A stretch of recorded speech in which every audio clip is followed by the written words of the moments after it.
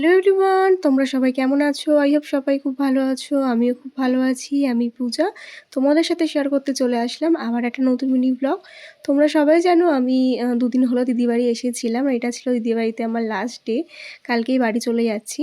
তো যাই হোক, আজকে দেখো সন্ধ্যেবেলায় আমি, দিদি, রিজু আর মাম্মাম মিলে রেডি হয়ে বেরিয়ে পড়েছিলাম। প্রথমে রিজুকে ওর কম্পিউটার ক্লাসে ঢুকিয়ে দিয়ে তারপরে কিন্তু চলে আসলাম মার্কেটে। রিসেন্টলি মাম্মামের ছোট্ট দিদির বার্থডে গেছে, তো সেখানে গিফটটা ডিউ আছে। সেটাই কিন্তু আজকে কিনতে চলে আসলাম শ্যামনগরের বাজার কলকাতায়। তো দেখো এখানে শোরুমটা অনেকটা বড়, তো সবাই মিলে গুটি গুটি পায়ে ঢুকে পড়লাম। আর এখানের কালেকশনগুলো দারুণ দারুণ কালেকশন, আমি কোনটা ছেড়ে কোনটা দেখবো। যাই হোক, প্রথমেই ঢুকে পড়ছিলাম কিডস কালেকশনে। সেখান থেকে মামামে দিদিয়ার জন্য ড্রেস কিনবো। আর এটা ছিল আমার আর দিদির আজকের গেট আপ। তো কেমন লাগছিল আমাদেরকে অবশ্যই জানিও। তো চলে আসলাম কিডস কালেকশনে। সেখান থেকে মামামে দিদিয়ার জন্য কিন্তু একটা ড্রেস আমি সিলেকশন করে নিয়েছিলাম। আর কি ড্রেস নিলাম সেটা তোমাদের সাথে নেক্সট ভিডিওতে শেয়ার করব। আর এখান থেকে মামামের জন্য কিন্তু ওর পিমুনি পয়লা বৈশাখ উপলক্ষে ড্রেস কিনে দিয়েছি, সেটাও তোমাদের সাথে পরে শেয়ার করব। তারপরে দেখো ট্রায়াল রুমে নিয়ে ঢুকে পড়েছিলাম আমার জন্য একটা টি শার্ট। তবে টি শার্টটা দেখতে দারুণ হলেও কাপড়টা ভীষণই পাতলা ছিল, তার জন্য আর নিলাম না।